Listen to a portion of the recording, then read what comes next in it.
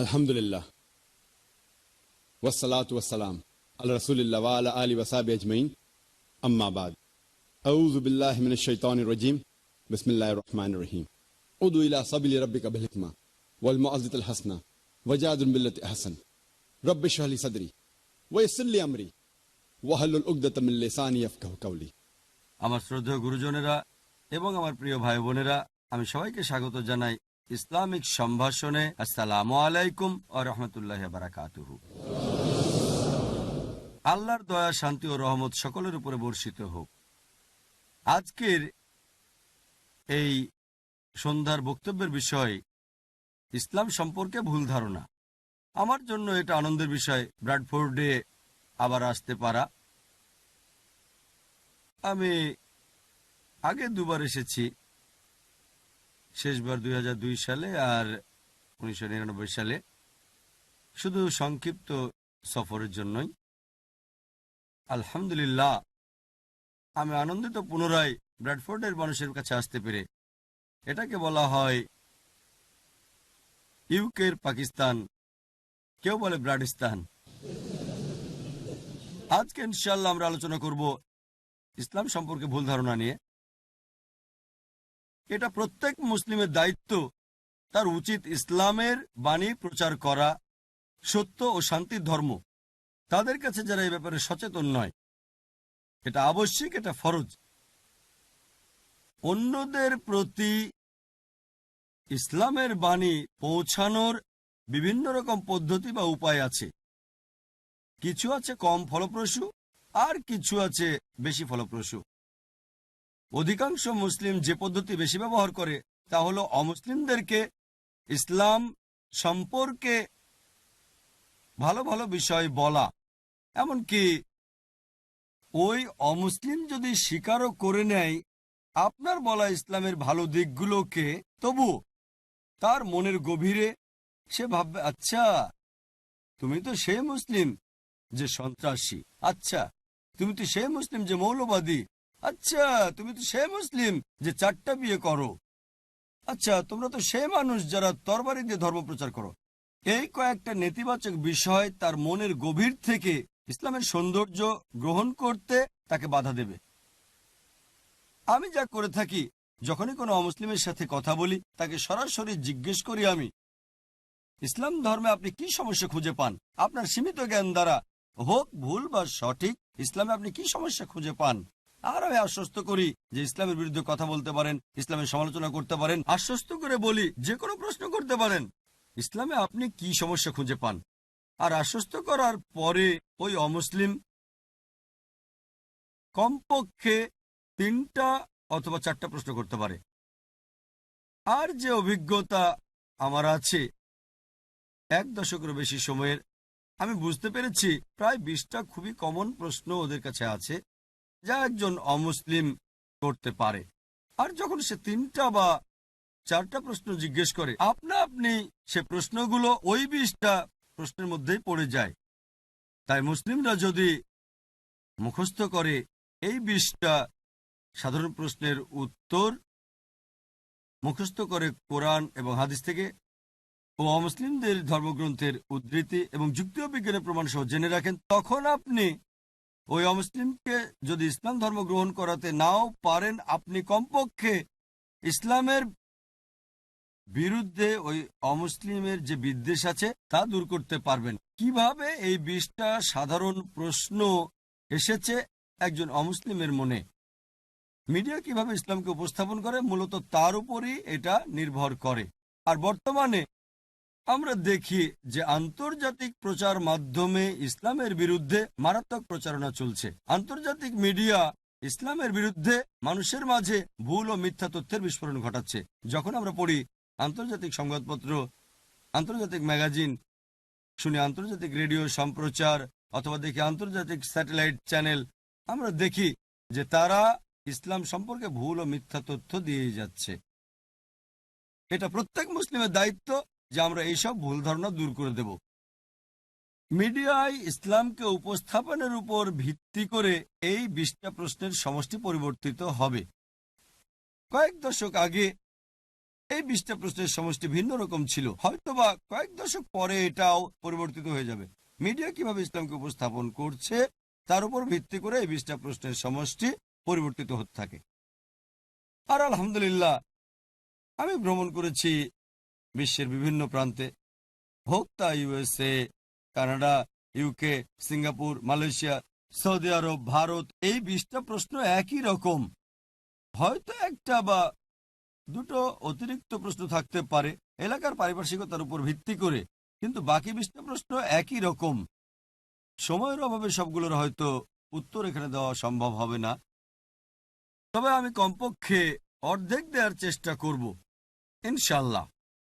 যাই হোক, ওয়েবসাইটে দেখতে পারেন www.irf.net। আমি একটা বই লিখেছি, অমুসলিমদের জিজ্ঞাসিত সাধারণ প্রশ্নের উত্তর। বর্তমানে অমুসলিমদের জিজ্ঞাসিত ইসলাম সম্পর্কে সবচেয়ে বড় ভুল ধারণা, বিশেষ করে 9/11-এর পরে, যে মুসলিমরা হচ্ছে মৌলবাদী, চরমপন্থী, তারা সন্ত্রাসী। আমার মূল বইয়ে যেটা আমি 9/11-এর আগে লিখেছি, এটা 4 ও 5 নম্বরে ছিল, কিন্তু এখন এটা তালিকার শীর্ষে। মুসলিমদের মৌলবাদী বলা হয়। আসলে এই মৌলবাদী শব্দটার অর্থ কি? আবিধানিক অর্থে মৌলবাদী হলো সেই ব্যক্তি যে একটা নির্দিষ্ট বিষয় অথবা ক্ষেত্রের মূল নীতিকে কঠোরভাবে অনুসরণ করে। যেমন ধরেন, যদি কোনো গণিতবিদ ভালো গণিতবিদ হতে চান, তাহলে তাকে জানতে হবে, বুঝতে হবে এবং অনুশীলন করতে হবে গণিতের মূল সূত্রের। যদি না গণিতের ক্ষেত্রে তিনি মৌলবাদী হন, ভালো গণিতবিদ হতে পারবেন না। একজন বিজ্ঞানীর ভালো বিজ্ঞানী হতে চাইলে তাকে জানতে হবে, বুঝতে হবে এবং অনুশীলন করতে হবে বিজ্ঞানের মূল সূত্রের। যদি না সে বিজ্ঞানের ক্ষেত্রে মৌলবাদী হয়, ভালো বিজ্ঞানী হতে পারবে না। আপনি সব মৌলবাদীর চিত্র একই তুলি দিয়ে আঁকতে পারেন না যে সবাই ভালো অথবা সবাই মন্দ। ব্যক্তিটি কোন ক্ষেত্রে মৌলবাদী তার উপর ভিত্তি করে আপনাকে শ্রেণীবিন্যাস করতে হবে। একটা উদাহরণ, যদি একজন মৌলবাদী ডাকাত থাকে যার পেশা হচ্ছে ডাকাতি, সে সমাজের জন্য ক্ষতিকর। অপরদিকে যদি একজন মৌলবাদী ডাক্তার থাকে যে হাজারো মানুষের জীবন বাঁচায়, সে সমাজের জন্য কল্যাণকর। আপনি সব মৌলবাদীর চিত্র একই তুলি দিয়ে আঁকতে পারেন না যে সবাই ভালো অথবা সবাই মন্দ। ব্যক্তিটি কোন ক্ষেত্রে মৌলবাদী তার উপর ভিত্তি করে আপনাকে শ্রেণীবিন্যাস করতে হবে। আমার ব্যাপারটা হচ্ছে, মৌলবাদী মুসলিম হিসেবে আমি গর্ববোধ করি, কারণ আমি জানি, অনুসরণ করি এবং চেষ্টা করি ইসলামের মূল নীতিগুলো মেনে চলতে। আর আমি জানি যে ইসলামে এমন কোনো মূলনীতি নেই যা বিশ্ব মানবতার বিরুদ্ধে। হয়তো ইসলামের কিছু মূলনীতি থাকতে পারে যা কোনো অমুসলিমের কাছে মানবতা বিরুদ্ধ মনে হতে পারে, কিন্তু আমরা যখন তাদের কাছে পটভূমি ব্যাখ্যা করি যে ইসলামে কেন এইসব মূলনীতি আছে, কারণ এবং এর পেছনের যুক্তি আর পরিসংখ্যান দেখায়, এমন কোনো মানুষ নেই যে নিরপেক্ষ যে ইসলামের মাত্র একটা মূলনীতি দেখাতে পারে যা মানবতা বিরুদ্ধ। এ কারণে আমি বলি, আমি গর্বিত একজন মৌলবাদী মুসলিম হতে পেরে। যদি ওয়েবস্টার ডিকশনারি পড়েন, এটা বলে মৌলবাদ শব্দটা প্রথম ব্যবহৃত হয়েছিল বিংশ শতাব্দীর গোড়ার দিকের প্রোটেস্ট্যান্ট খ্রিস্টানদের একটা দলকে বোঝাতে। প্রোটেস্ট্যান্ট খ্রিস্টানদের এই দলটা খ্রিস্টান গির্জার বিরোধিতা করেছিল।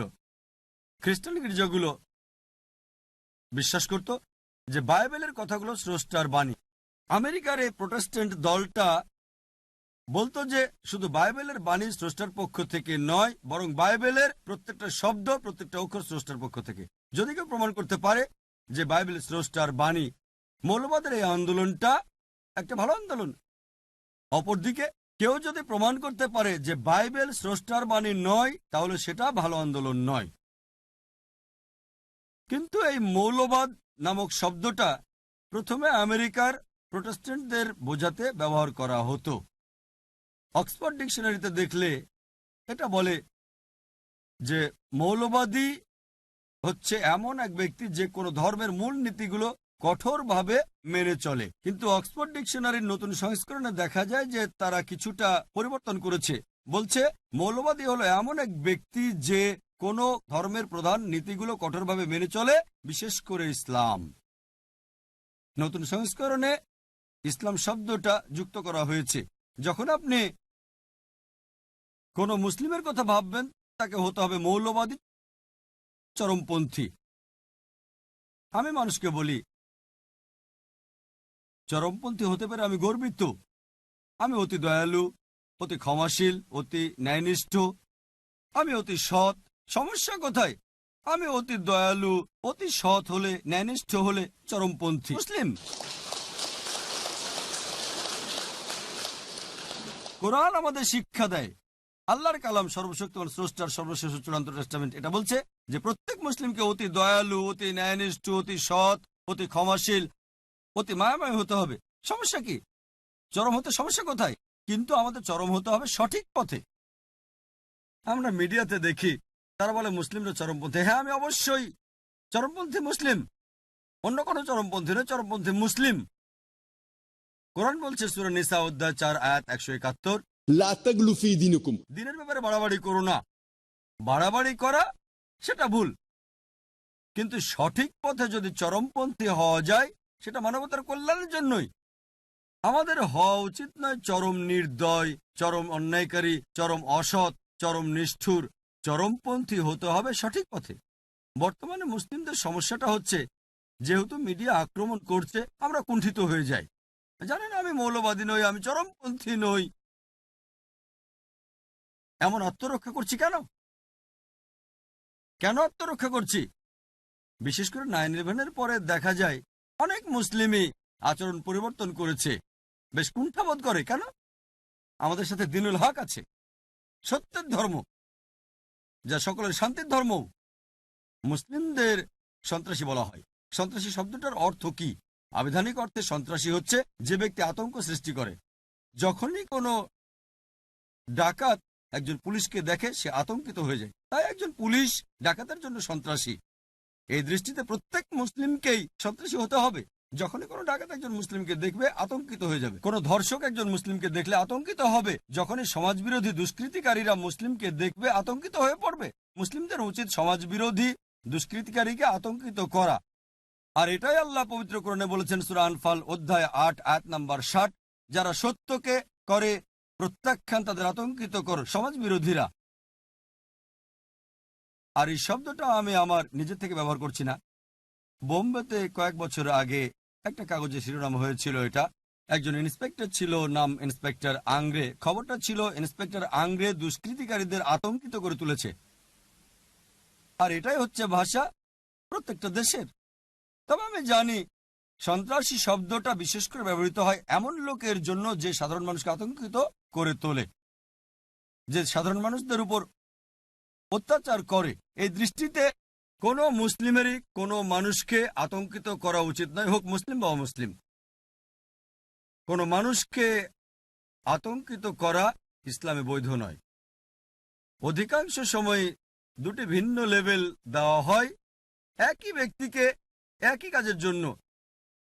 যেমন ধরেন, ভারত, যে দেশ থেকে আমি এসেছি, 60 বা 70 বছর আগের কথা, ব্রিটিশ সরকার ভারত শাসন করত। ব্রিটিশ সরকার, অনেক ভারতীয়রা স্বাধীনতার জন্য যুদ্ধ করেছিল। সেই সময় এই লোকগুলোকে ব্রিটিশ সরকার সন্ত্রাসী বলেছিল, কিন্তু সাধারণ ভারতীয়রা তাদের বলি মুক্তিযোদ্ধা, দেশপ্রেমিক। একই মানুষ, একই কাজ, দুটো ভিন্ন লেভেল। যদি আপনারা ব্রিটিশ সরকারের সাথে একমত হন যে ভারত শাসন করার অধিকার তাদের আছে, তাহলে এই লোকগুলোকে বলবেন সন্ত্রাসী। কিন্তু সাধারণ ভারতীয়দের সাথে একমত হলে যে ব্রিটিশরা ভারতে এসেছিল ব্যবসা করার জন্য, আমাদের শাসন করার কোনো অধিকারই তাদের নেই, তাহলে এদের বলবেন মুক্তিযোদ্ধা, বলবেন দেশপ্রেমিক। একই ব্যক্তি, একই কাজ, কিন্তু দুটো ভিন্ন লেভেল। আর এরকম উদাহরণ আপনি মানুষের ইতিহাস থেকে অনেক দিতে পারেন। যেমন আমেরিকার বিপ্লব সম্পর্কে আপনারা জানেন, 18 শতকে ঘটেছিল। 1775 সালে তারা স্বাধীন হয়। বেঞ্জামিন ফ্রাঙ্কলিন ও জর্জ ওয়াশিংটন ব্রিটিশ সরকার দ্বারা সন্ত্রাসী আখ্যায়িত হয়েছিল, কিন্তু এই দুই ব্যক্তি, বেঞ্জামিন ফ্রাঙ্কলিন ও জর্জ ওয়াশিংটনকে সাধারণ মার্কিনীরা বলেছিল বীর, মুক্তিযোদ্ধা, দেশপ্রেমিক। একই ব্যক্তি, একই কাজ, কিন্তু দুটো ভিন্ন লেভেল। পরবর্তীতে এই প্রধান সন্ত্রাসী জর্জ ওয়াশিংটন আমেরিকার প্রেসিডেন্ট হলেন। ভেবে দেখেন একজন সন্ত্রাসী পরিণত হলেন বর্তমান বিশ্বের অন্যতম এক দেশের প্রেসিডেন্ট আমেরিকার। তিনি স্থাপন করলেন এক দৃষ্টান্ত। পরবর্তীতে সকল প্রেসিডেন্টের জন্য, বর্তমানের জর্জ বুশের জন্য তাদের হিরোকে জর্জ ওয়াশিংটন। এদেশের সরকার তাকে বলেছিল সন্ত্রাসী। সব প্রেসিডেন্টই জর্জ ওয়াশিংটনকে অনুসরণ করে, যে ছিল একজন সন্ত্রাসী। আর বর্তমানে আমরা দেখছি এই দুই দেশ খুবই ঘনিষ্ঠ বন্ধু। চিন্তা করেন, এজন্য কোনো ব্যক্তিকে কোনো লেভেল দেওয়ার আগে প্রথমে খুঁজে বের করতে হবে কোন কারণে, কোন উদ্দেশ্যে লোকটা সংগ্রাম করছে। নেলসন ম্যান্ডেলার উদাহরণ দেই। দক্ষিণ আফ্রিকা স্বাধীন হওয়ার আগে বর্ণবৈষম্যের সরকার ছিল সেখানে। তারা ম্যান্ডেলাকে সন্ত্রাসী বলেছিল, গ্রেপ্তার করেছিল, কারারুদ্ধ করে রবেন দ্বীপে 25 বছর বেশি রেখেছিল। পরবর্তীতে মুক্ত করে দেওয়া হয় এবং নতুন দক্ষিণ আফ্রিকার প্রেসিডেন্ট হলেন। শান্তিতে নোবেল পুরস্কারও তিনি পেলেন। দেখেন, একজন সন্ত্রাসী শান্তিতে নোবেল পুরস্কার পাচ্ছেন। সেজন্য কোনো কিছুর সাথে একমত হতে হলে প্রথমে সেটা পরীক্ষা করতে হবে। যেমন কোরআনে আল্লাহ বলেন সূরা হুজুরাত অধ্যায় 49 আয়াত 6, যখনই তোমরা কোনো খবর পাও অন্যকে বলার আগে সেটা পরীক্ষা করো। তথ্যটা পরীক্ষা করেন, কেন লোকটাকে এমন বলা হচ্ছে, এটা কি সত্য, এটা কি সঠিক? সঠিক হতে পারে, আবার নাও হতে পারে। আমি বলছি না যাদের সন্ত্রাসী বলা হয় তারা সবাই ভালো মানুষ। ভালো হতেও পারে, খারাপ হতে পারে। তারা আসলে সন্ত্রাসী যারা নিরপরাধ মানুষকে আতঙ্কিত করেছে। কিন্তু কোনো তথ্যের সাথে একমত হওয়ার আগে প্রথমে পরীক্ষা করতে হবে তথ্যটা সঠিক নাকি বেঠিক। আর এটা প্রত্যেক মানুষের দায়িত্ব, হোক মুসলিম বা অমুসলিম। দ্বিতীয়ত, ইসলাম সম্পর্কে যে বড় ভুল ধারণা আছে তা হচ্ছে জিহাদ শব্দটার ব্যাপারে। এটা শুধু অমুসলিমদের মধ্যেই নয়, এমনকি এই ধারণাটা রয়েছে মুসলিমদের মধ্যেও। মুসলিম অমুসলিম উভয়ই মনে করে যে কোনো যুদ্ধ যে কোনো কারণে যে কোনো মুসলিম করলে, হোক তা ব্যক্তিগত স্বার্থ, হোক সম্পত্তির জন্য, অথবা হোক এলাকার জন্য, অথবা ভাষার জন্য, তাকে বলা হয় জিহাদ। যে কোনো যুদ্ধ যে কোনো কারণে যে কোনো মুসলিম করলে, হোক ব্যক্তিগত স্বার্থ, সম্পত্তি, সুনাম, এলাকা, সেটা আসলে জিহাদ না। জিহাদ এসেছে আরবি শব্দ জাহাদা থেকে, যার মানে চেষ্টা করা, যার মানে সংগ্রাম করা। ইসলামের দৃষ্টিতে এর মানে চেষ্টা ও সংগ্রাম করা কারো নিজের মন্দ প্রবৃত্তির বিরুদ্ধে। জিহাদের আরো একটা মানে সমাজের উন্নতির জন্য চেষ্টা সংগ্রাম করা। জিহাদের আরো মানে যুদ্ধক্ষেত্রে প্রতিরোধ করতে চেষ্টা ও সংগ্রাম করা। জিহাদ অত্যাচারের বিরুদ্ধে প্রতিরোধকেও বোঝায়। জিহাদের মূল অর্থ হচ্ছে চেষ্টা ও সংগ্রাম করা। যেমন ধরেন, যদি কোনো ছাত্র পরীক্ষায় পাশের জন্য চেষ্টা সংগ্রাম করে থাকে, আরবিতে আমরা বলি সে জিহাদ করছে। সুতরাং জিহাদের মূল অর্থ চেষ্টা ও সংগ্রাম করা। অধিকাংশ মানুষের, মুসলিম বা অমুসলিম যাই হোক না কেন, উভয়ের একটা ভুল ধারণা আছে যে জিহাদ হচ্ছে ইসলামের যুদ্ধ, শুধু মুসলিমরাই এটা করতে পারে। কোরআনে অনেক আয়াত আছে যা বলছে যে অমুসলিমরাও জিহাদ করে। কোরআনে আল্লাহ বলেন সূরা লুকমান অধ্যায় নম্বর 31 আয়াত নম্বর 14, আমি মানুষকে তার বাবা মার প্রতি সদয় হওয়ার নির্দেশ দিয়েছি। তার মা তাকে কষ্টের পর কষ্ট সহ্য করে গর্ভে ধারণ করে থাকে। এটা বলছে সকল মানুষকে বাবা মার প্রতি সদয় হতে হবে, বিশেষ করে মায়ের প্রতি। এর পরের আয়াতেই সূরা লুকমান অধ্যায় নম্বর 31 আয়াত নম্বর 15, কিন্তু যদি তোমার বাবা মা জিহাদ করে, চেষ্টা সংগ্রাম করে, আল্লাহ সুবহানাহু ওয়া তাআলার সাথে অন্য কাউকে অংশীদার করতে যে বিষয়ে তোমার কোনো জ্ঞান নেই, তাদের কথা মানবে না, তবে তাদের সাথে সদয় ও সৎভাবে বসবাস করো। এখানে কোরআন বলছে যখন অমুসলিম বাবা মা সন্তানকে জোর করে শিরক করতে, অর্থাৎ সর্বশক্তিমান স্রষ্টা আল্লাহ সুবহানাহু ওয়া তাআলা ব্যতীত অন্যের ইবাদত করতে তাদের মান্য করবে না, তবুও তাদের সাথে সদয় ও সৎভাবে বসবাস করো। কোরআনে এই কথা আবারও আছে সূরা আনকাবুত অধ্যায় নম্বর 29 আয়াত নম্বর 8, বাবা মার প্রতি সদয় ব্যবহার করতে মানুষকে নির্দেশ দিয়েছি। কিন্তু যদি তোমার বাবা মা জিহাদ করে, চেষ্টা ও সংগ্রাম করে আল্লাহ সুবহানাহু ওয়া তাআলা ব্যতীত অন্য কারো ইবাদত করতে, তখন তাদের মান্য করবে না, তবে তাদের সাথে সদয় ও সৎভাবে বসবাস করো।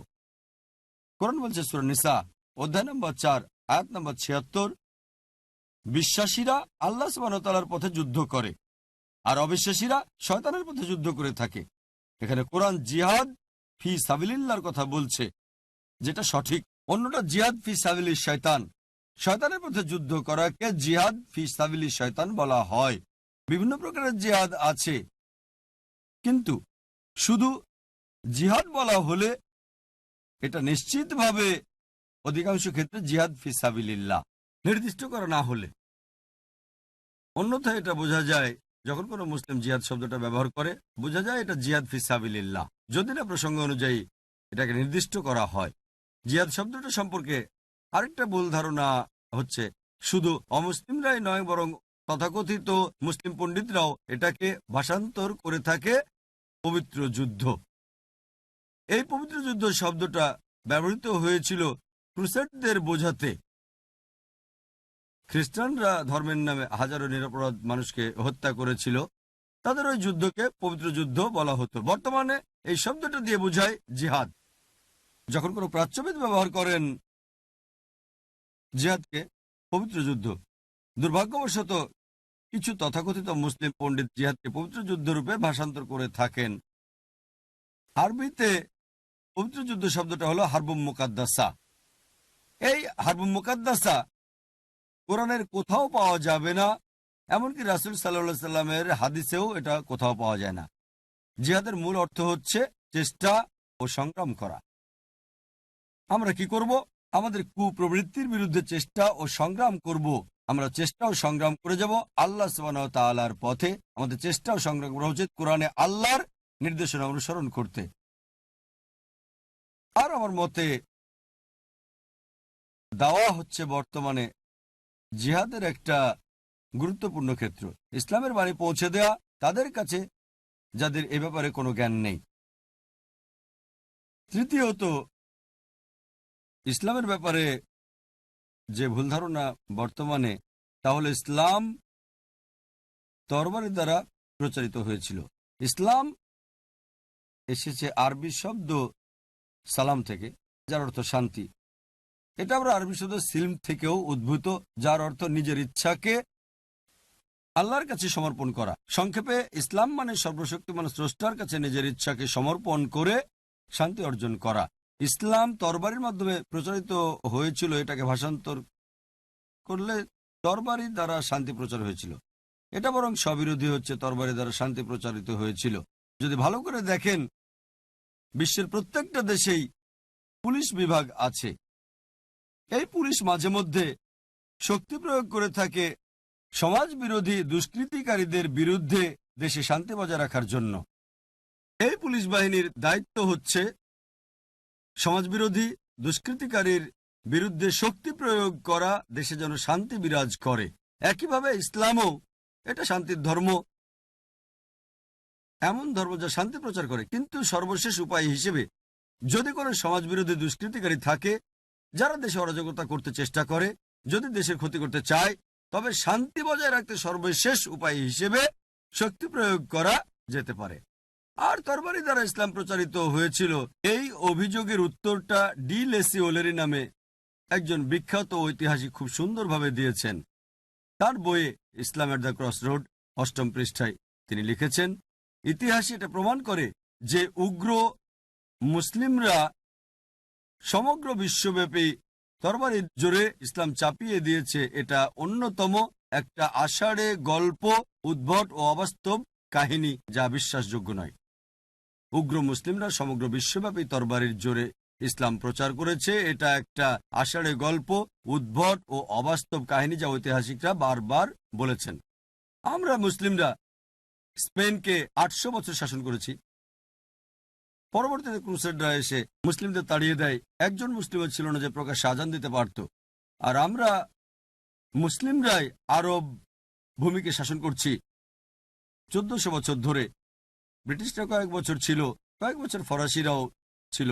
সর্বোপরি আমরাই এখন পর্যন্ত আরব ভূমির প্রধান হয়ে গত 1400 বছর শাসন করছি। এমনকি আজও আরবে 14 মিলিয়নের বেশি আরব আছে যারা কপ্টিক খ্রিস্টান। কপ্টিক খ্রিস্টান মানে বংশ পরম্পরায় খ্রিস্টান। আর এই 14 মিলিয়ন আরব কপ্টিক খ্রিস্টান, তারাই শাহাদা দিচ্ছে, সাক্ষ্য দিচ্ছে যে ইসলাম তরবারি দ্বারা প্রচারিত হয়নি। আমরা মুসলিমরা ভারত শাসন করেছে 1000 বছরেরও বেশি, আর বর্তমানে 80 ভাগের বেশি ভারতীয়রা হচ্ছে অমুসলিম। ভারতের এই 80 ভাগের বেশি অমুসলিম শাহাদা দিচ্ছে ইসলাম তরবারি দ্বারা প্রচারিত হয়নি। যদি চাইতাম তাহলে প্রত্যেক অমুসলিমকে তরবারির জোরে ইসলাম গ্রহণ করতে বাধ্য করা যেত, তা আমরা করিনি। ইসলাম এটা করার অনুমতি দেয় না। এই 80 ভাগের উপরে ভারতের 80 মিলিয়ন অমুসলিম তারা সাক্ষ্য দিচ্ছে, শাহাদা দিচ্ছে যে ইসলাম তরবারি দ্বারা প্রচারিত হয়নি। বর্তমানে যে দেশে সবচেয়ে বেশি মুসলিম আছে সেটা ইন্দোনেশিয়া। 200 মিলিয়নেরও বেশি মুসলিম। কোন মুসলিম আর্মি ইন্দোনেশিয়ায় গিয়েছিল? মালয়েশিয়ায় গিয়েছিল, যেখানে 50 ভাগেরও বেশি মুসলিম আছে। আফ্রিকার পূর্ব উপকূলে কোন মুসলিম আর্মি গিয়েছিল? কোন তরবারি? এটা বুদ্ধির তরবারি। থমাস কার্লাইল, বিখ্যাত ঐতিহাসিক, তার বই হিরোজ অ্যান্ড হিরো ওয়ার্শিপে লিখেছেন, তার মতে নবী মুহাম্মদ সাল্লাল্লাহু সাল্লাম ছিলেন 1 নম্বর। তাই তরবারি পেতে হবে। সেই তরবারি পাবেন কোথায়? প্রথমে প্রত্যেক মতাদর্শ একজন ব্যক্তির মাথায় আসে, আর যদি শুধু একজনও তা বিশ্বাস করে তবে সে তরবারি নিয়ে প্রচার করা আপনি শুরু করে দেন। প্রথমে তরবারি খুঁজতে হবে। থমাস কার্লাইল বুদ্ধির তরবারির কথা বলেছেন, যেমন কোরআনে আল্লাহ বলেছেন সূরা নাহাল অধ্যায় নম্বর 16 আয়াত নম্বর 125। আমার বক্তব্যের শুরুতে আয়াতটা বলেছি। আল্লাহ বলেন, উদু ইলা সাবিলি রাব্বিকা বিল হিকমা ওয়াল মাউইযাতিল হাসানা ওয়াজাদিলহুম বিল্লাতি আহসান।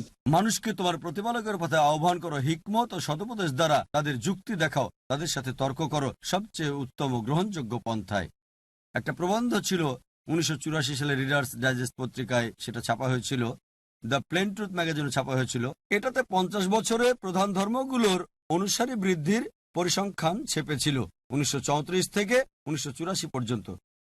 আর সবচেয়ে বেশি বৃদ্ধি পেয়েছিল ইসলামের অনুসারী 235%, খ্রিস্টান ধর্ম মাত্র 47%। একটা প্রশ্ন করছি, 1934 সাল থেকে 1984 এই দীর্ঘ 50 বছরের মধ্যে কোন যুদ্ধ হয়েছিল যা অমুসলিমদেরকে ইসলাম গ্রহণে বাধ্য করেছে? কোন যুদ্ধ? বর্তমানে আমেরিকায় দ্রুত প্রসার লাভকারী ধর্ম হচ্ছে ইসলাম। ইউরোপে দ্রুত প্রসার লাভকারী ধর্ম হচ্ছে ইসলাম। আমি জিজ্ঞেস করছি, কে এইসব মার্কিনীদের তরবারির জোরে ইসলাম গ্রহণে বাধ্য করছে? কে ইউরোপিয়ানদের, ব্রিটিশদের তরবারির জোরে ইসলাম গ্রহণে বাধ্য করছে? আমরা জানি মিডিয়া সব সময় বলে যে ইসলাম নারীদের অবমূল্যায়ন করে। এটা কি জানেন? ইসলাম গ্রহণকারী মানুষদের মধ্যে, হোক আমেরিকায় বা ইউরোপে অথবা বিশ্বের যে কোনো প্রান্তে, 2/3 নারী। ইসলাম যদি নারীদের অবমূল্যায়ন করে তাহলে মার্কিন নারীরা কেন ইসলাম গ্রহণ করবে? ইউরোপীয় নারীরা কেন ইসলাম গ্রহণ করবে? কারণ তারা জানে যে ইসলামে আছে মানবতার সমস্যার সমাধান। আর মিডিয়া যাই করুক, আমি কোরআনের আয়াতে বিশ্বাস করি যেখানে আল্লাহ বলেন সূরা ইমরান অধ্যায় নম্বর 3 আয়াত নম্বর 54, মাকরু মাকরাল্লাহ ওয়াল্লাহু খায়রুল মাকিরিন। তারা চক্রান্ত করেছিল, আল্লাহ কৌশল করেছিলেন, নিশ্চয়ই আল্লাহ কৌশলীদের শ্রেষ্ঠ। সালমান রুশদি, সে এই দেশের নাগরিক, জন্ম আমার শহরে বোম্বেতে, পরে এই দেশের নাগরিক। ইসলামের বিরুদ্ধে সে লিখেছিল স্যাটানিক ভার্সেস, আমাদের নবীজির বিরুদ্ধে। কর্মটা খারাপ, প্রতিবাদ করতে হবে। ফলাফল স্যাটানিক ভার্সেস কি তা অনেক অমুসলিমই জানতে চেয়েছে। তারা কোরআন পড়েছে এবং তাদের অনেকে ইসলাম গ্রহণ করেছে। উদ্দেশ্য ছিল খারাপ, কর্মটা ছিল খারাপ, কিন্তু ফলাফল ওয়াল্লাহু খায়রুল মাকিরিন, আল্লাহ কৌশলদের শ্রেষ্ঠ।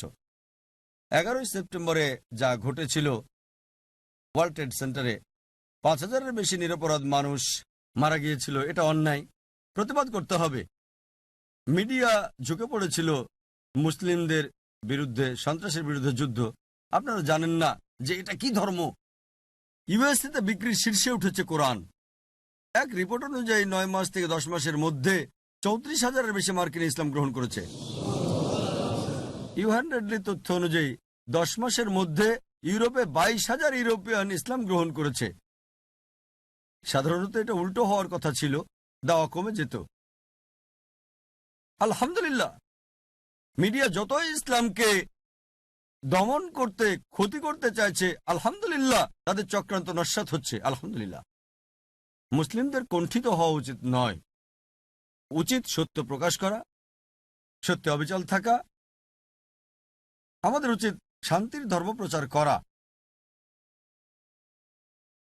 আল্লাহ প্রতিজ্ঞা করেছেন সব মিলিয়ে 3টারও বেশি জায়গায়।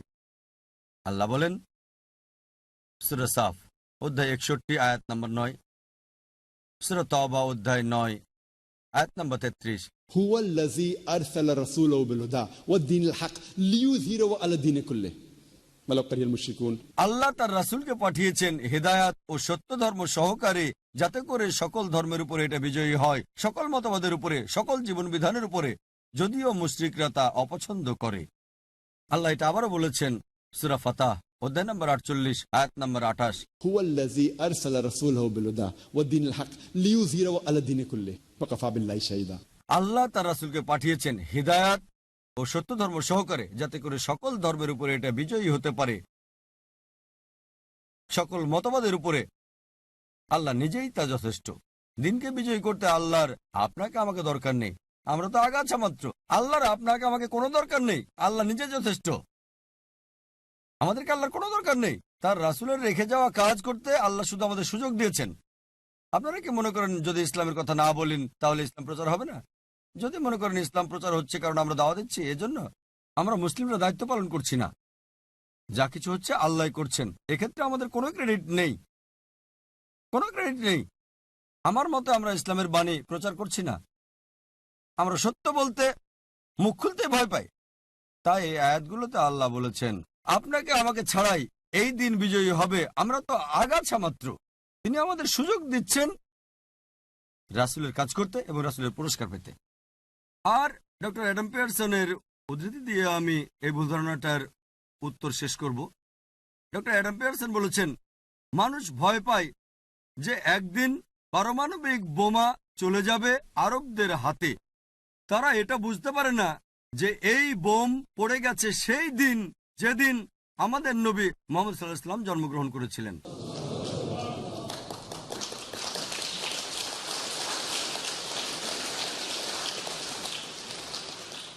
মুসলিমদের জিজ্ঞাসিত চতুর্থ প্রশ্ন, ইসলাম কেন পুরুষকে একের অধিক বিয়ের অনুমতি দেয়? 11 সেপ্টেম্বরের আগে 1 নম্বর প্রশ্ন ছিল এটা, এখন তালিকার নিচে নেমে গেছে 4 নম্বর প্রশ্ন। তবুও আছে এটা শীর্ষ 20-এর মধ্যেই। এই পৃথিবীর বুকে কোরআন একমাত্র ধর্মীয় গ্রন্থ যেটা বলছে মাত্র একটা বিয়ে করো, আর কোনো ধর্মগ্রন্থ নেই, হোক old testament, new testament, Bible, Mahabharata, Ramayana, Bhagavad Gita. Quran ছাড়া এই পৃথিবীতে আর কোনো ধর্মগ্রন্থ নেই যা বলে একটা বিয়ে করো। যদি হিন্দু ধর্মগ্রন্থ পড়েন রামায়ণ, রামের বাবা রাজা দশরথ, তার একের বেশি স্ত্রী ছিল। যদি মহাভারত পড়েন শ্রীকৃষ্ণ, তার কতজন স্ত্রী ছিল? 4, 10, 1000, তার 16,108 জন স্ত্রী ছিল। শ্রীকৃষ্ণের যদি 16,108 জন স্ত্রী থাকতে পারে, তাহলে কেন মুসলিমদের 4 জন থাকতে পারবে না বলেন? যদি ওল্ড টেস্টামেন্ট পড়েন, ইব্রাহিম আলাইহিসসালামের 3 জন স্ত্রী ছিল, সুলাইমান আলাইহিসসালামের 700 জন স্ত্রী ছিল। ইহুদি ও খ্রিস্টান ধর্মগ্রন্থ অনুযায়ী আপনি যত ইচ্ছা তত নারীকে বিয়ে করতে পারেন, কোনো সীমা নেই। 10, 20, 1000, 10,000 কোনো সীমা নেই। পরে খ্রিস্টান গির্জা একটা নিয়ম করেছে যে খ্রিস্টানদের মাত্র একটা বিয়ে করতে হবে, এবং ইহুদিদের প্রধান রাবাই গারসাম বেন ইয়াহুদা ফরমান জারি করেন 950 থেকে 1030 খ্রিস্টাব্দ পর্যন্ত। এই ফরমান জারি করেন যে ইহুদিরা কেবল একটা বিয়ে করতে পারবে। যদি ইহুদিদের বিভিন্ন সমাজ পর্যবেক্ষণ করে দেখেন যারা মুসলিমদের মাঝে বাস করে, 1950 সাল পর্যন্ত তারা একের অধিক বিয়ে করে থাকত। একইভাবে হিন্দু ধর্মগ্রন্থ, খ্রিস্টান ধর্মগ্রন্থ ও ইহুদি ধর্মগ্রন্থ অনুযায়ী যত ইচ্ছা তত বিয়ে করতে পারে। এমনকি হিন্দু ধর্মগ্রন্থ 1954 সালে ভারত সরকার একটা আইন করে, যা হিন্দু বিশেষ বিবাহ আইন 1954 বলে পরিচিত। এটা বলছে হিন্দুরা মাত্র একটা বিয়ে করতে পারে, কিন্তু তাদের ধর্মগ্রন্থ যত ইচ্ছা তত বিয়ে করতে অনুমতি দিচ্ছে।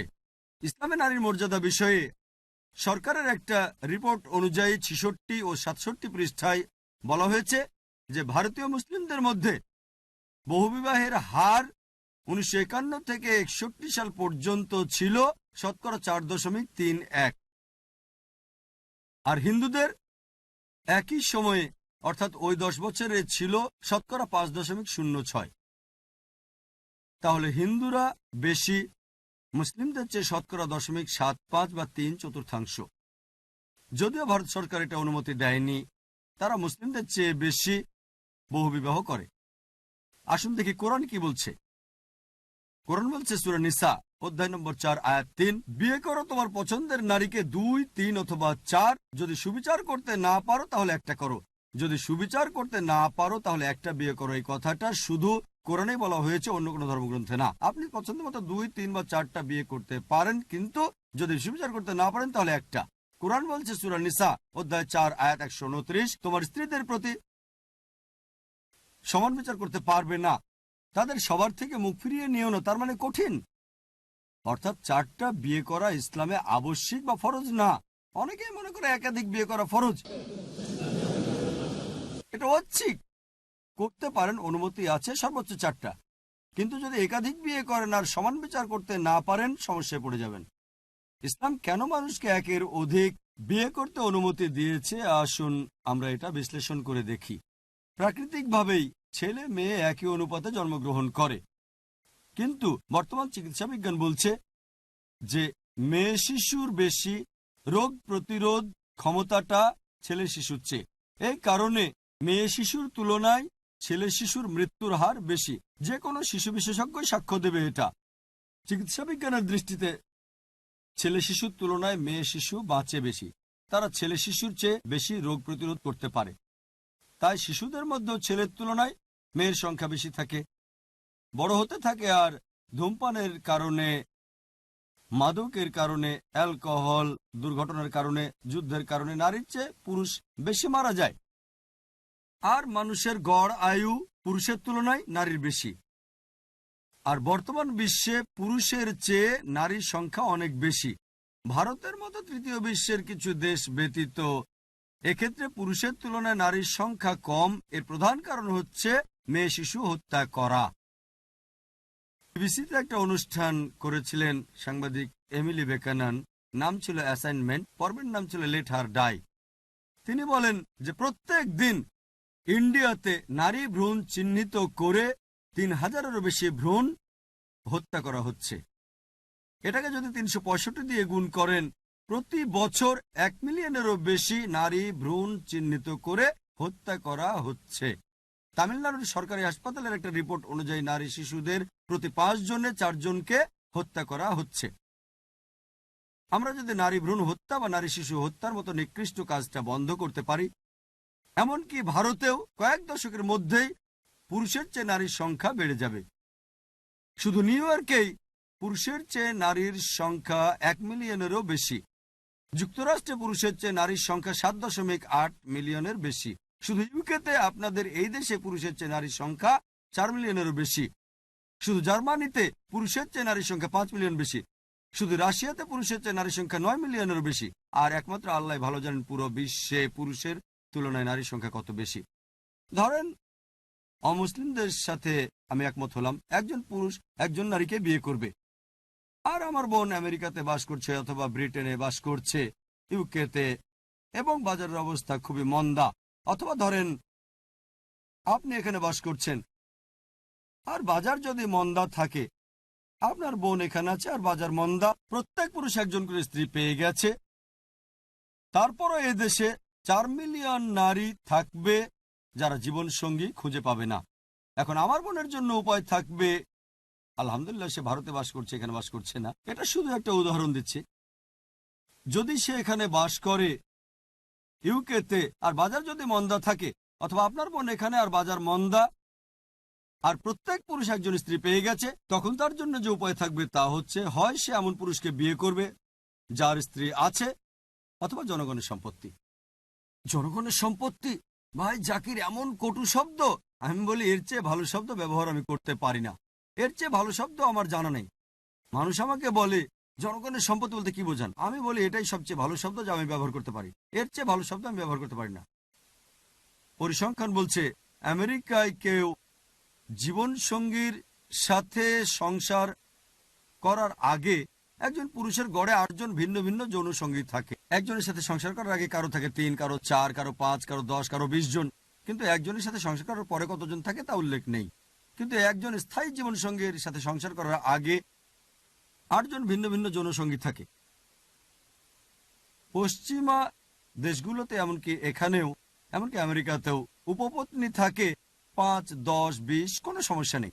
কিন্তু একের অধিক বৈধ স্ত্রী থাকা চলবে না তাদের। যখন কোনো নারী কারো উপপত্নী হয়, তার অধিকার থাকে না, অসম্মানিত হয়, সুবিধাবঞ্চিত থাকে। কিন্তু ইসলামে নারী যখন দ্বিতীয় স্ত্রী হয়, তার সমান অধিকার থাকে, সে সম্মান পায়, সুযোগ সুবিধা পায়। আর এটাই হচ্ছে প্রকৃত বাস্তবতা। বহুবিবাহ, পুরুষ একাধিক বিয়ের অনুমতি পেয়েছে মূলত দুজনের জন্যই। এটা নারীর সতীত্ব রক্ষার জন্য করা হয়েছে। আর আমি আপনাদের সাথে একমত যে কোনো নারী সাধারণ পরিস্থিতিতে স্বামীকে ভাগাভাগি করতে রাজি হবে না। আমাদের বুঝতে হবে, আর সে ব্যাপারে একমত হই, সাধারণ পরিস্থিতিতে কোনো নারী স্বামীকে ভাগাভাগি করতে রাজি হবে না। কিন্তু ইসলামী শরিয়া বলছে বড় ক্ষতি থেকে বাঁচতে ছোট ক্ষতি মেনে নাও। একজন প্রকৃত মুসলিমা, প্রকৃত মুসলিম নারী যে এটা জানে, সেই ছোট ক্ষতি মেনে নেবে, অর্থাৎ স্বামীকে ভাগাভাগি করা। বড় ক্ষতি থেকে বাঁচতে অর্থাৎ অন্য মুসলিমা বোনের জনগণের সম্পত্তি হওয়া। তাই ছোট ক্ষতিটা মানবে বড় ক্ষতি থেকে বাঁচতে। আমাদের বুঝতে হবে কোনো নারী স্বামীকে ভাগাভাগি করতে চাইবে না, কিন্তু একজন ভালো মুসলিমা ছোট ক্ষতিটা অবশ্যই মেনে নেবে বড় ক্ষতি থেকে বাঁচতে। পরবর্তী প্রশ্ন হচ্ছে প্রশ্ন নাম্বার 5। ইসলাম যদি একজন পুরুষকে একের অধিক স্ত্রী রাখার অনুমতি দেয়, কেন নারীকে একের অধিক স্বামী রাখার অনুমতি দেয় না? কিন্তু প্রাকৃতিকভাবে পরিসংখ্যান বলছে এটার অনুমতি দেওয়া হলে অনুপাতটাকে উল্টে দিতে হবে। কিন্তু প্রধান উত্তর হচ্ছে যে একজন পুরুষের যদি একাধিক স্ত্রী থাকে এবং সন্তান জন্ম হয়, সহজে শনাক্ত করতে পারবেন কে বাবা আর কে মা। কিন্তু একজন নারীর যদি একাধিক স্বামী থাকে, ধরেন দুজন স্বামী, একজন সন্তান জন্ম হলো, মাকে শনাক্ত করতে পারবেন কিন্তু বাবাকে শনাক্ত করতে পারবেন না। স্কুলে ভর্তি করতে যান যদি, সেখানে বাবার নাম লিখতে বললে হয়তো তখন দুজনের নামে লিখতে হবে। বর্তমানে মনস্তাত্ত্বিকগণ বলেন বাচ্চারা যদি বাবা আর মার নাম না জানে, একজনের অথবা উভয়েরই, তাহলে তাদের বাল্যকালটা ভালো হয় না। এ কারণে আপনারা দেখবেন যে পতিতাদের সন্তানের বাল্যকালটা খুবই খারাপ। মেডিকেল ডাক্তার হিসেবে আমি জানি যে প্রযুক্তির উন্নতি হয়েছে, ডিএনএ পরীক্ষা আছে, যার মাধ্যমে খুব সম্ভাবনা আছে, আমি যতদূর জানি, বাবা মাকে শনাক্ত করা যায়। কিন্তু এটা সম্প্রতি আবিষ্কৃত হয়েছে। যদি বলেন যে এটা 100% সঠিক, কিন্তু ইসলামের অনুমতি নেই, এটাই একমাত্র কারণ নয়, আরো বহু কারণ আছে। যেমন ধরেন, নারীর তুলনায় পুরুষের বহুগামিতার প্রকৃতি জোরালো। শারীরিক যোগ্যতায় একজন পুরুষ একাধিক স্ত্রীর দায়িত্ব নিতে পারে। একজন স্ত্রী কিন্তু একাধিক স্বামীর দায়িত্ব পালন করতে পারে না, কারণ মাসিক ঋতুর সময় তার মানসিক পরিবর্তন দেখা যায়। এ কারণে হাদিস বলছে রজস্রাবের কালে স্ত্রীর প্রতি সদয় হতে হবে। অনেক কিছুই করা যাবে না, আপনি তালাক দিতে পারবেন না। ভেবে দেখেন, এই পরিস্থিতিতে যদি সে একাধিক স্বামীর স্ত্রী হয়, তাহলে সবার দায়িত্ব সে পালন করতে পারবে না। উপরন্তু বিজ্ঞান আমাদের বলছে যে যদি একজন নারীর একাধিক যৌন সঙ্গীত থাকে এবং সবার সাথে মেলামেশা করে থাকে, তখন যৌন সংক্রামক ব্যাধিতে আক্রান্ত হওয়ার সম্ভাবনাটা প্রবল থাকে। ফলে স্বামীরাও সংক্রমিত হবে। এটা পুরুষের ক্ষেত্রে ঘটে না। একজন পুরুষের যদি একাধিক যৌন সঙ্গী থাকে এবং সবার সাথে মেলামেশা করে থাকে, তখন এরকম হয় না। এটা চিকিৎসা বিজ্ঞান। আল্লাহ তার অসীম জ্ঞানে জানেন। এ কারণে আমি উল্লেখ করছি সূরা নিসা অধ্যায় 4 আয়াত নম্বর 24, বিবাহ বন্ধনে আবদ্ধ নারীকে বিয়ে করো না। ষষ্ঠ অভিযোগ বা ভুল ধারণা হচ্ছে ইসলাম পর্দায় রেখে নারীদের অবমূল্যায়ন করে থাকে, হিজাব। এই উত্তরটা নিয়ে আলোচনা করার আগে পটভূমি জানতে হবে। যখন ব্যাবিলনীয় সভ্যতার ইতিহাস পড়ি, আমরা দেখি যে কোনো পুরুষ কাউকে হত্যা করলে তার শাস্তির বদলে তার স্ত্রীকে মৃত্যুদণ্ড দেওয়া হতো। আমরা যখন গ্রিক সভ্যতার ইতিহাস পড়ি, নারীরা অধিকার বঞ্চিত ছিল, নিপীড়িত ছিল। তারা একটা কাল্পনিক নারীতে বিশ্বাস করত, যার নাম ছিল পান্ডোরা, যে সমাজের সকল দুর্ভাগ্যের কারণ ছিল। পতিতাবৃত্তি ছড়িয়ে পড়েছিল।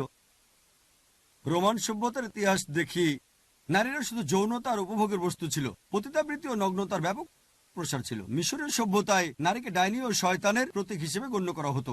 আরব সভ্যতায় কোরআন নাজিল হওয়ার আগে মেয়ে শিশু জন্মালে তাকে জীবন্ত পুঁতে ফেলা হতো। আলহামদুলিল্লাহ সুম্মা আলহামদুলিল্লাহ, কোরআন নাজিল হওয়ার পরে আরব ভূমিতে নিকৃষ্ট কর্মকাণ্ড বন্ধ হয়েছিল, কিন্তু দুর্ভাগ্যবশত এই বর্বরতা এখনো বহু দেশে চলছে, এমনকি ভারতেও, যেখান থেকে আমি এসেছি। ইসলাম নারীর জন্য হিজাবের বিধান দিয়েছে অবমূল্যায়ন নয়, মর্যাদা বৃদ্ধির জন্য। কোরআন এবং নবী মুহাম্মদ সাল্লাল্লাহু আলাইহি সাল্লাম উভয়ই মূলত প্রধান পৃষ্ঠপোষক ইসলামে নারীর মর্যাদা বৃদ্ধি করায়। তারা এমন পথ দেখিয়েছে যে নারীদের অধিকার দেওয়ার পরে ইসলামে নারীর অধিকার বিষয়ে আমার লেকচার দেখতে পারেন। তারা পথও দেখিয়েছে কিভাবে অধিকার রক্ষা করতে হয়। শুধু অধিকার দেওয়া যথেষ্ট নয়, অধিকার রক্ষার উপায়ও দেখিয়েছে। আর হিজাব নারীর মর্যাদাকে সুরক্ষিত করে। অনেক বক্তা হিজাব সম্পর্কে কথা বলে, নারীর জন্য হিজাব, নারীর জন্য, কিন্তু আল্লাহ সুবহানাহু ওয়া তাআলা কোরআনে প্রথমে বলেছেন পুরুষের হিজাবের কথা, তারপর নারীর কথা। আল্লাহ কোরআনে বলেন সূরা নূর অধ্যায় নম্বর 34 আয়াত নম্বর 30, মুমিন পুরুষদের বলো যেন দৃষ্টি নত করে, লজ্জাস্থানের হেফাজত করে। যখনই একজন পুরুষ কোনো নারীকে দেখে এবং কোনো অসৎ চিন্তা, কুচিন্তা তার মাথায় আসে, সে দৃষ্টি নত করবে। একবার এক মুসলিম এক মেয়ের দিকে অনেকক্ষণ তাকিয়েছিল। বললাম, আপনি কি করছেন? ইসলামে তো এটা অনুমতি নেই। তিনি আমাকে বললেন, প্রিয় নবী বলেছেন প্রথমবার দেখা যাবে, দ্বিতীয়বার নিষিদ্ধ।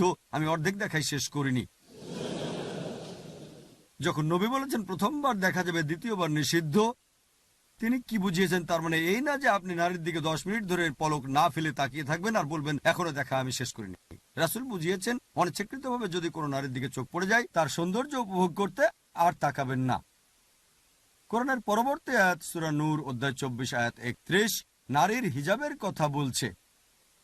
কোরআনে আল্লাহ বলেন, মুমিন নারীদের বলো সে যেন দৃষ্টিনত আর লজ্জাস্থানের হেফাজত করে, সৌন্দর্য প্রকাশ না করে, মুখ আর হাতের কবজি বাঁধে এবং মাথার কাপড় দিয়ে ঘাড় ও বুক ঢাকে। এদের ছাড়া যেন সৌন্দর্য প্রকাশ না করে তার স্বামী, বাবা, পুত্র এবং অন্যান্য মাহরাম বা ঘনিষ্ঠ আত্মীয় যাদের সে বিয়ে করতে পারবে না। কোরআন ও সহিহ হাদিসের হিজাবের এই 6টা শর্ত আছে। প্রথম শর্ত হচ্ছে পুরুষের নাভি থেকে হাঁটু পর্যন্ত, আর নারীর পুরো শরীর ঢাকতে হবে, শুধু যেটুকু দেখা যাবে তা মুখমণ্ডল আর হাতের কবজি পর্যন্ত। বাকি 5টা নারী পুরুষ উভয়ের জন্য একই রকম। দ্বিতীয়ত, পোশাক এত আঁটোসাঁটো হবে না যা দেহের আকৃতি বোঝা যায়। তৃতীয়ত, কাপড় এমন স্বচ্ছ হবে না যাতে ভেতরটা দেখা যায়।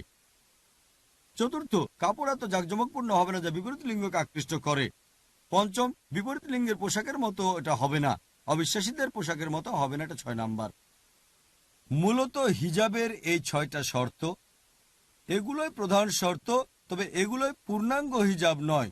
পূর্ণাঙ্গ হিজাবের মধ্যে আছে নারীর কথা বলার ধরন, হাঁটার ধরন, নারীর চিন্তা, আচরণের বৈশিষ্ট্য, অথবা পুরুষের কথা বলার ধরন, পুরুষের চিন্তা, পুরুষের আচরণের বৈশিষ্ট্য আছে। অন্তরের হিজাব, চোখের হিজাব, চিন্তার হিজাব, এই সব কিছু মিলেই পূর্ণাঙ্গ একটা হিজাব। আর আমাদের প্রিয় নবী মুহাম্মদ সাল্লাল্লাহু আলাইহি ওয়াসাল্লাম বলেছেন, এটার উল্লেখ আছে সূরা আহজাব অধ্যায় নম্বর 33 আয়াত নম্বর 59, হে নবী বলুন আপনার স্ত্রী ও কন্যাদের এবং বিশ্বাসী নারীদের তারা যখন বাইরে যায় যেন চাদর পরে, এতে করে তাদেরকে চেনা সহজ হবে, ফলে তাদেরকে উত্ত্যক্ত করা হবে না। কোরআন বলছে নারীদের জন্য হিজাবের বিধান দেওয়া হয়েছে যেন তাদের উৎপীড়ন থেকে রক্ষা করা হয়। একটা উদাহরণ দিচ্ছি, ধরেন একেবারে একই রকম পর্যন্ত হাত আর মুখমণ্ডল খোলা অন্যজন পড়েছে।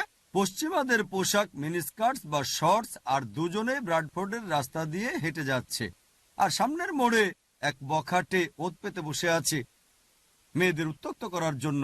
আমি জানতে চাই কোন মেয়েকে উত্ত্যক্ত করবে সে? যে মেয়ে ইসলামী হিজাব পরেছে তাকে, নাকি যে পশ্চিমা পোশাক পরেছে তাকে উত্ত্যক্ত করবে? কাকে উত্ত্যক্ত করবে? কোন মেয়েকে? স্বভাবতই যে পশ্চিমা পোশাক পরেছে তাকে। কোরআন সঠিক কথা বলেছে যে নারীর জন্য হিজাবের বিধান দেওয়া হয়েছে যা তাকে উৎপীড়ন থেকে রক্ষা করে। এরপর ইসলামিক শরিয়া বলছে যদি কেউ ধর্ষণ করে তার শাস্তি মৃত্যুদণ্ড। অমুসলিমরা বলে মৃত্যুদণ্ড? এই বিজ্ঞান ও প্রযুক্তির যুগে ইসলাম বর্বর ধর্ম, জীবনের এখানে কোনো মূল্যই নেই। কিন্তু আমি যখন প্রশ্ন করি, এই প্রশ্নটা হাজারো অমুসলিমকে আমি করেছি যে স্রষ্টা না করুক কেউ আপনার মাকে ধর্ষণ করলো, আর আপনি বিচারকের আসনে বসে আপনার সামনে ধর্ষককে হাজির করা হয়েছে, আপনি তাকে কি শাস্তি দিবেন? বিশ্বাস করেন তাদের 100 ভাগই বলেছে যে তাকে মৃত্যুদণ্ড দেব। কেউ কেউ বলেছে তাকে নির্যাতন করে মেরে ফেলবো আমরা। তাহলে কেন এই দ্বিমুখী নীতি? আপনার মাকে ধর্ষণ করলে মৃত্যুদণ্ড দিবেন, কিন্তু অন্যের মাকে ধর্ষণে মৃত্যুদণ্ড দিলে বলেন এটা বর্বর আইন। কেন এই দ্বিমুখী নীতি? আমেরিকাকে বিশ্বের মধ্যে সবচেয়ে উন্নত দেশ বলে ধরা হয়ে থাকে। এটা কি জানেন? অন্যান্য দেশের তুলনায় ধর্ষণের হারও এখানেই সবচেয়ে বেশি। 1990 সালের FBI এর পরিসংখ্যান এটা বলছে যে শুধু 1990 সালেই প্রতিদিন গড়ে 1756টা কেস ছিল ধর্ষণের। ইউএস ডিপার্টমেন্ট অব জাস্টিসের ক্রাইম ব্যুরোর পরিসংখ্যান অনুযায়ী 6 বছর পরে 1996 সালে প্রতিদিন গড়ে 2713টা কেস ছিল ধর্ষণের। 1990 সালে 1756টা ছিল, 1996 সালে 2713টা কেস। হয়তো আমেরিকাটা সাহসী হয়ে গেছে আরো। অর্থাৎ আমেরিকাতে প্রতি 32 সেকেন্ডে একটা ধর্ষণ হচ্ছে। আমরা এই অডিটোরিয়ামে প্রায় 1 ঘন্টারও বেশি সময় ধরে আছি এবং আমেরিকাতে হয়তো এর মধ্যে 100টারও বেশি ধর্ষণ হয়ে গেছে। আমরা যতক্ষণ এখানে আছি, যতক্ষণ আমরা এই অডিটোরিয়ামে বসে আছি, আমেরিকাতে 100-র বেশি ধর্ষণ হয়ে গেছে। আমি আপনাদের প্রশ্ন করি, আমরা যদি আমেরিকাতে ইসলামী শরিয়া চালু করি, যখন একজন পুরুষ কোনো নারীকে দেখে, যদি কোনো কুচিন্তা কুভাবনা তার মাথায় আসে, সে দৃষ্টি নিচু করবে। মেয়েরা পুরো আবৃত থাকবে, পুরো শরীর ঢাকবে, মুখমণ্ডল ও কবজি পর্যন্ত হাত বাঁধে। এরপরে যদি কোনো পুরুষ কোনো নারীকে ধর্ষণ করে, তার বড় শাস্তি হলো মৃত্যুদণ্ড। আমি আপনাদের প্রশ্ন করি, আমেরিকায় ধর্ষণের হার বাড়বে না কমবে? একই থাকবে নাকি কমবে? কমবে না বাড়বে? কমবে। এটাই স্বাভাবিক। শরিয়া আইন প্রয়োগের সাথে সাথে ফল পাবেন আপনারা। আমরা সপ্তম প্রচলিত ভুল ধারণা নিয়ে আলোচনা করব যে ইসলাম মূর্তি পূজা করতে নিষেধ করে, তবে মুসলিমরা কেন কাবার দিকে নত হয়, কেন কাবার পূজা করে? কাবা হচ্ছে একটা পাথর, সারা বিশ্বে যার পূজা করা হয়। সপ্তম ভুল ধারণা।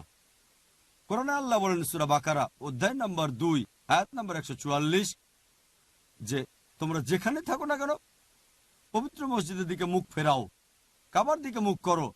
সালাতে আপনাকে কাবার দিকে মুখ ফেরাতে হবে এবং নত হতে হবে। কাবা কোনো মুসলিম কখনো কাবার পূজা করেনি। কাবা আমাদের কিবলা, এটা একটা দিক। আমরা মুসলিমরা একতায় বিশ্বাস করি। যেমন ধরেন, যদি এখানে সালাত আদায় করতে চাই, কেউ বলবে উত্তর দিকে মুখ করি, কেউ দক্ষিণে, কেউ পূর্ব দিকে, কেউ পশ্চিমে। কোন দিকে মুখ করবো আমরা? একতার জন্য সারা বিশ্বব্যাপী সকল মানুষ একদিকে মুখ করে, অর্থাৎ কাবার দিকে। এটা একতার জন্য। যদি উত্তরে বাস করেন, দক্ষিণে মুখ করতে হবে। দক্ষিণে থাকলে উত্তরে মুখ করতে হবে। পূর্ব দিকে থাকলে পশ্চিমে, আর পশ্চিম দিকে থাকলে পূর্ব দিকে। আর মুসলিমরাই প্রথম যারা 1154 সালে এঁকেছিল পৃথিবীর মানচিত্র। আল ইদ্রিসি হলেন প্রথম ব্যক্তি যিনি পৃথিবীর মানচিত্র এঁকেছেন। আরো অনেকে এই মানচিত্র এঁকেছিল। আলহামদুলিল্লাহ, কাবা ছিল কেন্দ্রে। পরবর্তীতে পশ্চিমারা এসে মানচিত্রটা ঘুরিয়ে দিল উত্তর মেরুর উপরে আর দক্ষিণ মেরুর নিচে। তবুও আলহামদুলিল্লাহ কাবা কেন্দ্রেই আছে। মুসলিমরা যখন হজ করতে বা উমরা করতে যায়, আমরা তাওয়াফ করি, কাবার চতুর্দিকে প্রদক্ষিণ করি। কেন এটা করি? আমরা এটা করি কারণ আল্লাহ সুবহানাহু ওয়া তাআলার আদেশ। আমরা যৌক্তিকভাবে যদি দেখি তাহলে দেখতে পাই প্রত্যেক বৃত্তেরই একটা কেন্দ্র আছে। যখন কাবার চতুর্দিকে প্রদক্ষিণ করি, আমরা সাক্ষ্য দিচ্ছি যে আল্লাহ সুবহানাহু ওয়া তাআলা একজনই। আর হযরত ওমর রাদিয়াল্লাহু আনহু, আল্লাহ তাকে শান্তিতে রাখুন, ইসলামের দ্বিতীয় খলিফা, বলেছেন, এটা আছে সহিহ বুখারীতে 2য় খণ্ড, বুক অফ হজ, অধ্যায় নম্বর 56, হাদিস নম্বর 675। হযরত ওমর রাদিয়াল্লাহু আনহু বলেছেন, তিনি হাজরা আসওয়াদ বা কালো পাথরকে বুঝিয়েছেন, এই কালো পাথরটা আমার কোনো উপকার অথবা কোনো ক্ষতি করতে পারে না। যেহেতু রাসূলকে চুমু খেতে দেখেছি, তাই আমি চুমু খাচ্ছি। এই কালো পাথরটা আমার কোনো উপকার অথবা আমার কোনো ক্ষতি করতে পারে না। এই কথাটা প্রমাণ করছে যে মুসলিমরা আমরা কাবার পূজা করি না। আর ইতিহাসের দিকে তাকালে আমরা দেখি যে রাসূলের সময় অনেক সাহাবা তারা কি করতেন? তারা কাবার উপর দাঁড়িয়ে আজান দিতেন, সালাতের আহ্বান। আমি আপনাদের প্রশ্ন করি, কোন মূর্তি পূজারী কি মূর্তির উপর দাঁড়ায় যে মূর্তি সে পূজা করে? এটা করবে? এটাই যথেষ্ট যে আমরা মুসলিমরা কখনোই কাবার পূজা করি না। সংক্ষিপ্ত সময়ের কারণে ইনশাল্লাহ আমি আর একটার উত্তর দেব, ভুল ধারণা দূর করা। আমার মনে হয় এটা তালিকায় 9 নাম্বার। অনেক অমুসলিম বলে যে ইসলাম ধর্মটা হচ্ছে সবার জন্য, সমগ্র মানবতার জন্য। তাহলে ইসলাম কেন অমুসলিমদের মক্কা ও মদিনায় প্রবেশে বাধা দেয় পবিত্র শহরগুলোতে? উত্তর হচ্ছে প্রত্যেক দেশেরই ক্যান্টনমেন্ট এলাকা আছে। আপনারা এটা সবাই জানেন। আপনি ওই দেশের নাগরিক হওয়া সত্ত্বেও নিষিদ্ধ এলাকায় প্রবেশের অনুমতি আপনার নেই, অর্থাৎ ক্যান্টনমেন্ট এলাকায়। আমি ভারতের নাগরিক, কিন্তু ক্যান্টনমেন্টে আমি প্রবেশ করতে পারি না। যদিও বলি আমি ভারতের নাগরিক, তারা বলবেন না, শুধুমাত্র যারা দেশের প্রতিরক্ষার কাজে নিয়োজিত আছে, মিলিটারিতে যুক্ত, কেবল তারাই এখানে প্রবেশ করতে পারে। একইভাবে মক্কা ও মদিনা দুটো পবিত্র নগরী, ইসলামের ক্যান্টনমেন্ট এলাকা। শুধুমাত্র যেসব মানুষ ইসলামের জন্য বাঁচতে ও মরতে ইচ্ছুক, কেবল তারাই অনুমতিপ্রাপ্ত। তাছাড়া যে দেশে আপনি যাবেন আপনার ভিসা লাগবে, আর ভিসা পেতে হলে দেশের শর্ত পূরণ করতে হবে। শর্ত পূরণ না করলে ভিসা হবে না। যেমন ধরেন, কয়েক বছর আগে আমি যখন সিঙ্গাপুরে যাই, ইমিগ্রেশন ফর্মে উল্লেখ ছিল যে মাদক চোরাকারবারির মৃত্যুদণ্ড। যদি মাদক সহকারে ধরা পড়েন, শাস্তি মৃত্যুদণ্ড। বলতে পারি না যে মৃত্যুদণ্ড তো বর্বর আইন, নিয়ম মানবেন না তো প্রবেশ করবেন না। ওই দেশে প্রবেশ করতে নিয়ম মানতেই হবে। আমেরিকায় প্রবেশ করতে গেলে কিছু প্রশ্নের উত্তর দিতে হবে। 9/11-এর পরে এটা আরো কঠিন হয়েছে। তা যদি শর্ত পূরণ না করেন, ভিসা পাবেন না। একইভাবে মক্কা ও মদিনায় প্রবেশ করতে, মক্কা ও মদিনার ভিসা হচ্ছে শুধু আপনার ঠোঁটে দিয়ে বলা লা ইলাহা ইল্লাল্লাহ মুহাম্মাদুর রাসূলুল্লাহ, আল্লাহ ব্যতীত কোনো ইলাহ নেই এবং মুহাম্মদ সাল্লাল্লাহু আলাইহি সাল্লাম আল্লাহর রাসূল। আপনি যদি এটা বলেন তবে ভিসা পাবেন। এখানে সময় কম। ইনশাল্লাহ আপনারা যদি অন্যান্য প্রচলিত ভুল ধারণা জানতে চান, ওয়েবসাইটে দেখতে পারেন www.irf.net। আমি সাধারণত প্রশ্নোত্তর পর্বে অংশগ্রহণ করতে পছন্দ করি, যা আমার খুবই পছন্দের। মতের আদান প্রদানই বেশি ভালো। অবশ্যই এই লেকচার ও প্রশ্নোত্তরের ভিত্তিতে ছিল। ইনশাল্লাহ আমরা উন্মুক্ত প্রশ্নোত্তর পর্ব পাবো। আমি কোরআনের একটা আয়াতের উদ্ধৃতি দিয়ে শেষ করছি। সূরা ইসরা অধ্যায় নম্বর 17 আয়াত নম্বর 81 বলা হয়েছে, وقل جاء الحق وزهق الباطل إن الباطل كان زهوقا। সত্যের আগমন হলে মিথ্যা বিলুপ্ত হয়ে যায়, কারণ মিথ্যা তো বিলুপ্ত হবারই জন্য। ও আখির দাওয়ানা আলহামদুলিল্লাহি রাব্বিল আলামিন।